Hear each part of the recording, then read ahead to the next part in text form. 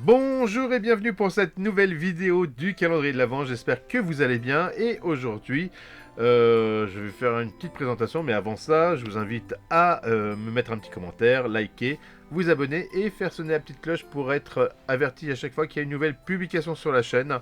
Ça fait toujours plaisir en plus, c'est agréable, c'est bientôt les fêtes, faites-moi un cadeau. Et dites-moi aussi si ça vous a donné des idées de cadeaux à faire pour les fêtes.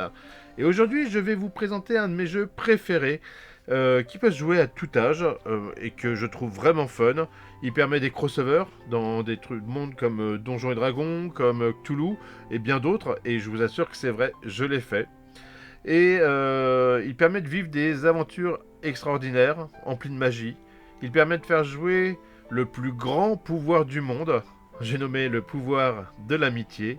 Aujourd'hui, chers amis, je voulais vous présenter Tale of Equestria, ou plus communément appelé Mon Petit Poney, si on se réfère à la série animée. C'est vraiment un jeu que j'aime beaucoup. Vous aurez peut-être du mal à le croire. Et vous avez toujours voulu jouer un poney terrestre avec la force et le courage, un Pégase qui vole aussi vite que le vent, ou encore une licorne qui a des pouvoirs de télékinésie. Vous serez servi avec Tale of Equestria, qui est aux éditions Black Book Edition. Mais c'est pas tout parce que en plus vous pouvez jouer, hein, c'est fait pour. On peut jouer aussi un dragon, un griffon, un hippogriffe. Il y a encore d'autres créatures comme ça qu'on peut interpréter, donc je trouve ça déjà super. Vous allez pouvoir parcourir le monde d'Elestria pour voilà, protéger les autres poneys, pour je sais pas, faire juste des aventures, vivre ce merveilleux moment qu'est l'amitié. Et voilà. Les feuilles de personnage, c'est pas très compliqué. Il y a 3 caracs, esprit, corps et intelligence. En gros, chaque carac correspond à un dé en fonction de ce que vous êtes comme type de poney. Et vous lancez, si vous faites le double de ce qui est demandé comme difficulté, bah, vous réussissez votre épreuve, ce qu'on vous a demandé. Et puis voilà, vous avancez comme ça.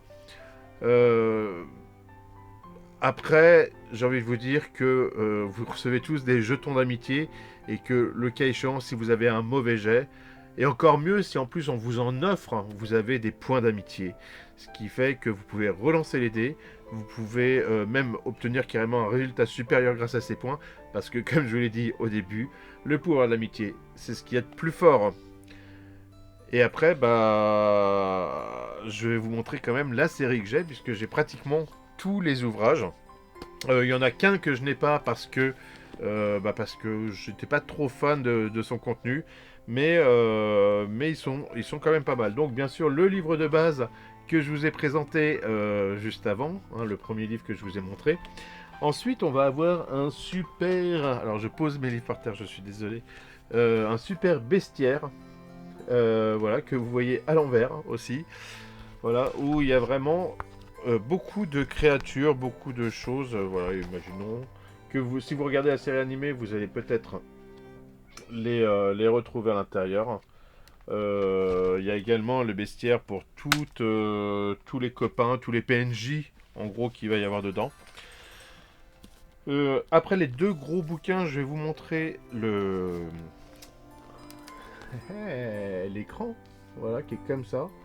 Donc avec toutes les copains, toutes les copines qu'on retrouve dans la série animée. Je sais pas si on m'entend bien dans le micro. Et de l'autre côté, vous avez bien sûr les écrans d'aide. Et au milieu, vous avez une carte d'Elistria. Donc ça, c'est l'écran. Et en plus, il est dans une matière très douce. Moi, j'aime beaucoup.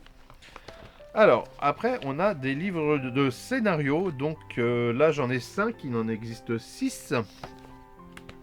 On a différentes aventures comme ça. Alors je sais pas, oui, c'est marqué sur cela, voilà. Alors quand vous savez pas, si vous commencez, il y a déjà des scénars dans le livre de base. Et sinon, à l'arrière, ici, voilà, vous avez le level qui est demandé pour pouvoir évoluer au mieux, le plus facilement dans ce type d'aventure.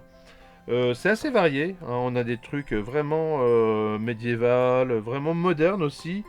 Ça c'est empli de magie. Il y en a un qui me plaît beaucoup.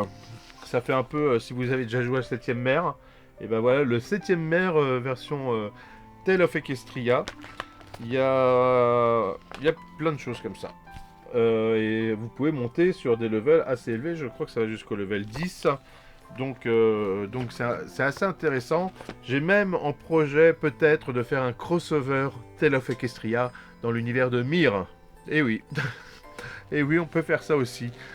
Donc j'espère que cette vidéo, cette présentation de Tale of Equestria que j'aime beaucoup, donc chez Black Book Edition, Hasbro, vous a plu. Si c'est le cas, ou si vous connaissez déjà ou pas, ou que vous avez des questions à me poser, laissez-moi un petit commentaire. Ça fait toujours plaisir et j'y répondrai. Vous pouvez aussi liker, vous abonner, faire sonner la petite cloche. Je vous dis à très bientôt, au pouvoir de l'amitié.